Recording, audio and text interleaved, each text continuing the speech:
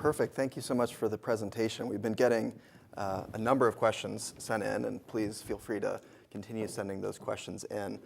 A couple of the questions have centered on something that you touched on, is that with the healthcare associated, the 75% of people who are colonized prior to coming in, do you see any role for testing for colonization before disease is evident? What a great question. There's no official recommendation, and nobody's recommended that. And I think the reason they haven't recommended because it's not been tested. My dream project right now is to do a perirectal swab, which is non-invasive and pretty easy to get, and look for a PCR test of C. diff. And if that is positive, say this is a patient that's a carrier, should be treated as a carrier for infection control and treated as a carrier for antibiotic control. Don't give this person a fluoroquinolone. Be careful with cephalosporins. And I think that's a great question. But please understand that at this time, there is no science to support it. It's not that the study is negative. The study's never been done. But it's logic. It's a great question. And some of the other questions have focused on that the colonization that you're talking about, those studies have been done presumably in adults. Do those colonization rates translate to the pediatric population? Well, the pediatric part of this is very difficult. Don't forget, Clostridium difficile was first discovered by Hall and O'Toole in 1937 as a normal component of a flora of neonates. And neonates have this, and they get rid of it. Neonates do not get C. diff. There's a recent series of reports of C. diff in pediatrics, but it's still rare. It's a pretty darn rare disease, and you certainly have to be careful of PCR interpretation in that group. But the neonates stop shedding C. diff after about 2 years of life. And I think the answer to the question is there is more C. diff in pediatrics than we previously thought, but it's still a pretty rare infection. But we wrote a paper about C. diff in pediatric practice 30 years ago. We saw it, but it was pretty rare then. But sometimes they're severe and got to be recognized. Okay. And you've also mentioned the probiotics and how the science doesn't really support them for the treatment of Clostridium difficile. But do you see them as having a role in prevention? I don't, because I don't think, to me, logically, they don't put back what is normally there. And I don't think they stick. In other words, we ingest bacteria all the time. It just goes through. But I don't know that. I think there is pretty good evidence that probiotics reduce antibiotic-associated diarrhea, and not very good evidence that they play a role in the treatment or prevention of Clostridium difficile infection. And that was in the European guidelines, which does a very thorough review of available information. I wish we could put back what belongs there, but we can't grow it and keep it in a drugstore. You know, those are really fastidious bugs, and I don't think we can pick off that list.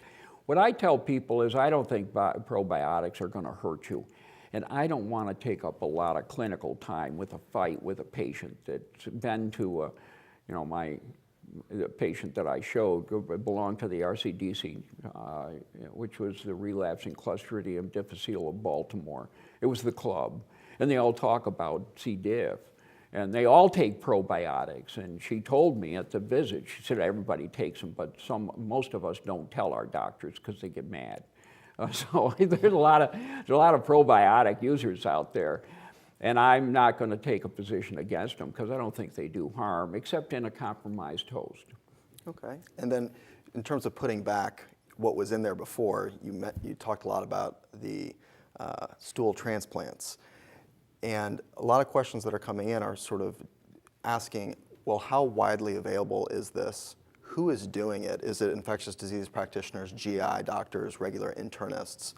And sort of what are some of the logistical issues and methodology behind it? Because you mentioned some of those. So, yeah, that's a great question. It's very practical. Stool transplant had kind of a slow start for a couple decades, and then recently has gotten a lot of attention. And I think most metropolitan areas will have clinicians who will do stool transplants. They may want to do them in the hospital, they may want to do them in the clinic, they may do them both in the hospital and in a clinic. Some of them will do them at home. My former fellow, Tom Louie, does them in the home because the hospital wouldn't let him do them. And he does them in the home, and he does them on a regular basis. He's done 73.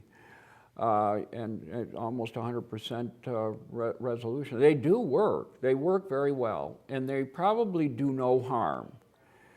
As near as I can tell, they don't.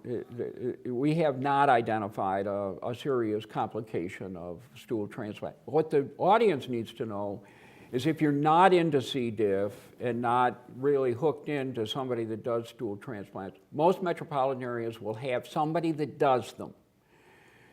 Gastroenterology likes to put them in with endoscopy for the obvious reasons. There are other ways to put it in, by enema or NG tube. They all seem to work, and that's what the Brandt study showed. Mm-hmm.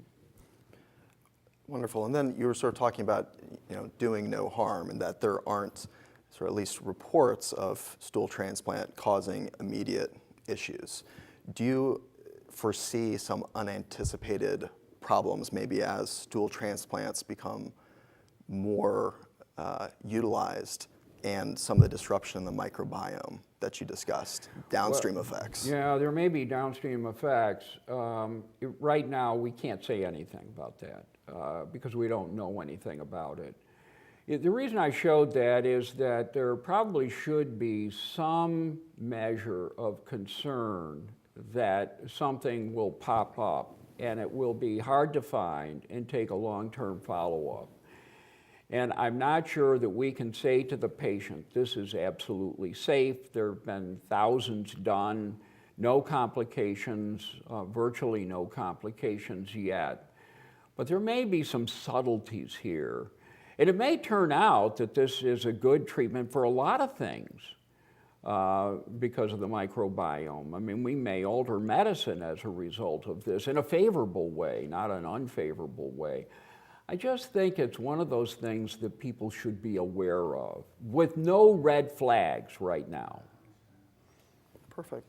And somebody is also asking about if you could just comment briefly on tigecycline and its use and sort of where that would fit into treatment of C. diff. Well, a good question. Tigecycline has the advantage of going right to the colon, and that's where the action is. And there is a controlled trial, or an uncontrolled trial that showed that it was very successful in a very small group of patients that had multiple relapses.